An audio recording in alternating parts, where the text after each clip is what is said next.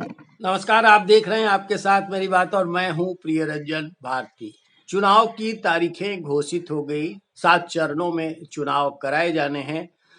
बिहार में भी चुनाव 7 चरण में पूरे होंगे और उसके साथ ही आचार संहिता लागू हो गई है। लेकिन बिहार में सीटों पर अब भी घमासान जारी है। घमासान यानी दोनों ही गठबंधनों के बीच अभी घटक दलों में सीट शेयरिंग का फॉर्मूला तय नहीं हो पा रहा है। दोनों ही ओर तलवारबाजियां चल रही हैं और दोनों ही गठबंधन इस ताक में है कि कौन रूठ कर आएगा उसे हम झपट लेंगे और फिर उससे झपट्टा मार के अपनी सीट बना लेंगे। इस ताक में शायद दोनों ही पार तलवारबाजियां हो रही हैं और दोनों के जो आला नेता हैं बैठे हुए इंतजार कर रहे हैं। जो भी हो, लेकिन महागठबंधन यानी इंडिया अलायंस बिहार में चरमरा गया लगता है। और इसलिए कि अभी जो जानकारी के अनुसार खबरें सूत्रों से निकल के आ रही हैं, उसमें अब इंडिया गठबंधन के अंदर फॉर्मूला सीट शेयरिंग का तय नहीं हो पाया है। आरजेडी यानी राष्ट्रीय जनता दल लालू प्रसाद यादव और उनके पुत्रों की, उनके परिवार की जो पार्टी है वो कम से कम 28 सीटों पर लड़ना चाहती है। वो जो फॉर्मूला बनाया गया है उसके अनुसार 28 सीटें आरजेडी और कांग्रेस को के खाते में वो 9 सीटें डालने का फॉर्मूला बना चुके हैं। इसी तरह से सीपीआईएमएल जो महागठबंधन या इंडिया अलायंस का हिस्सा है उसे मात्र 2 सीटें दी गई है।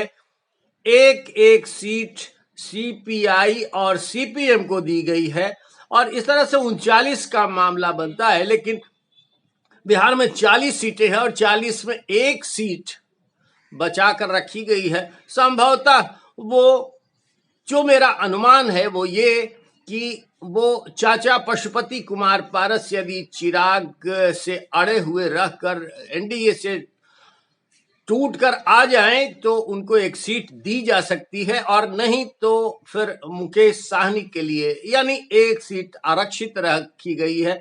वो इस अंदाज में रखी गई है, इस अंदेशे में रखी गई है कि वो एनडीए से टूटकर कोई अगर आना चाहेगा तो उसको हम अपना बना लेंगे।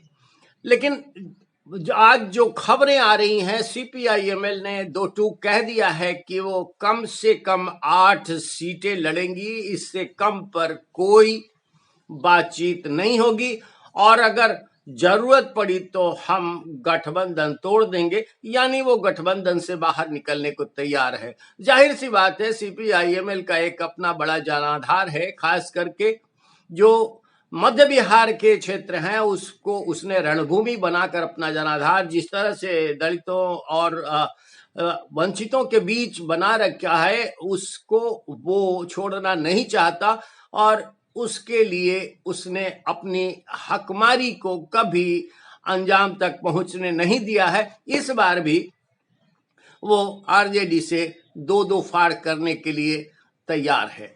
अब कांग्रेस की बात अगर करें तो कांग्रेस ने 15 सीटों का ऐलान कर रखा है, लेकिन वो ये भी कहती आ रही है कि वो 10 से कम पर कोई समझौता नहीं करेगी। 10 से कम पर समझौता नहीं करेगी और उसके लिए अगर 9 सीटें कांग्रेस, उसके लिए 9 सीटें अगर गठबंधन में छोड़ी जा रही हैं तो शायद कांग्रेस आला कमान को इस बात पर नागवार नहीं गुजरे और वो सहमत हो जाए। इसलिए कांग्रेस की तरफ से अंदेशा, खटका नहीं लगा हुआ है। खटका है तो माले की तरफ से। और अभी आपने देखा होगा कि बिहार में जो जन विश्वास रैली थी यहाँ पर, उसमें माले का बेहतर प्रदर्शन था, उसका शक्ति प्रदर्शन आरजेडी के मुकाबले कम नहीं था और आरजेडी के मुकाबले महागठबंधन में इंडिया अलायंस के अंदर सीपीआईएमएल अपने साथ कोई हकमारी कतई नहीं होने देना चाहती है और वो अगर अड़ती भी है तो उसे नावाजिब नहीं कहा जाएगा। उसे कम से कम अब तक जो सहमति बन रही थी उसके अनुसार 5 सीटें देने पर आरजेडी सहमत था, लेकिन वो 2 सीटों पर उसे समेटना उसे गंवारा लग रहा है और शायद यही बात बिगड़ जाएगी। लेकिन अगर इंडिया अलायंस में ये हो रहा है तो फिर मोदी मैजिक के भरोसे एनडीए के अंदर घमासान क्यों है? एनडीए के अंदर सीट शेयरिंग का फॉर्मूला आखिर क्यों नहीं तय हो पा रहा है? और ये एक बड़ी बात है, इसको हमें बड़ी बारीकी से देखना होगा कि एनडीए के अंदर क्या हो रहा है। एनडीए में चाचा पशुपति कुमार पारस अड़े हुए हैं, वो हाजीपुर सीट से लड़ना कतई नहीं छोड़ेंगे और इसके लिए उन्होंने बस सीट शेयरिंग के फार्मूले के आधिकारिक घोषणा का इंतजार कर रखा है। अब तक सीट शेयरिंग का फार्मूला तय नहीं हो पाया है और इसीलिए ही वो इंतजार में बैठे हैं। लेकिन बीजेपी जो कम से कम 20 या 18 सीटों पर लड़ना चाहती है और जदयू को 12 या उसके आसपास सीटें देना चाहती है, उसके अंदर भी सहमति अब तक नहीं बन पाना एक संकट का संकेत कराता है। और ये ऐसा वैसा नहीं है, दोनों ही गठबंधनों में रार है और दोनों ही गठबंधनों के बीच से अब चुनाव की तारीखों के ऐलान के बाद जब योद्धा उतरेंगे तो कैसे उतरेंगे, उनके लिए तैयारी का समय काफी कम बच गया है। और ऐसे में ये अगर रार छिड़ी हुई है, इस तरह के महाभारत का परिदृश्य बनता हुआ दिख रहा है दोनों ही ओर, तो ये चुनावी समर के लिए बेहतर नहीं कहा जा सकता है। मानना पड़ेगा कि मुकेश साहनी जो अभी अभी जिस तरह से अपने लिए सौदेबाजी कर रहे थे एनडीए के अंदर, उनसे बात नहीं बनेगी। लेकिन जीतनराम मांझी जिनको 1 सीट देने पर बीजेपी काफी लंबे समय से सहमत है, उन्हें और फिर जनता दल यू और उपेंद्र कुशवाहा, इन सब को मिला करके भारतीय जनता पार्टी को भी अपने नेतृत्व के भरोसे बिहार में गठबंधन की सूरत स्पष्ट कर देनी चाहिए, क्योंकि वो सबसे आगे सारी तैयारियों को लेकर के उतरने के लिए जाने जाते हैं।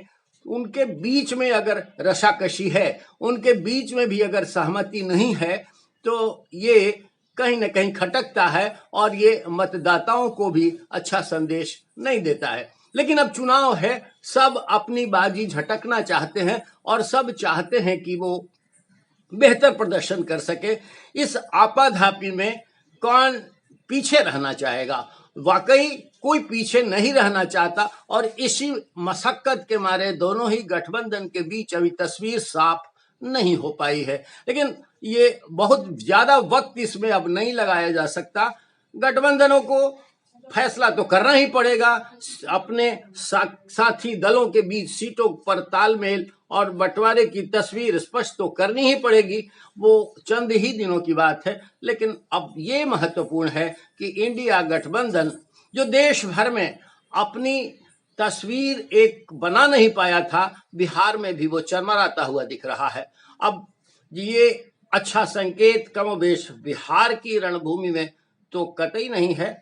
देखना होगा कि आगे अब क्या निकल कर आता है। और जब चुनाव की बिसातें बिछ गए हैं मैदान में, सारे योद्धा उतरने वाले हैं, तब ऐसी परिस्थिति बेहतर नहीं कही जाएगी। लेकिन राजनीति है और राजनीति में कुछ भी चलता है, बस वक्त की नजाकत है और बस लोग इतना ही कि हम कैसे झपट लें, कैसे हमारे पास ज्यादा से ज्यादा संख्या बल हो जाए, यही जुगाड़ में रहते हैं। तो लेकिन अब समय नहीं है और समय नहीं रहने के कारण इन्हें बहुत जल्दी ही निष्कर्ष पर पहुंचना पड़ेगा। आज के अंक में बस इतना ही।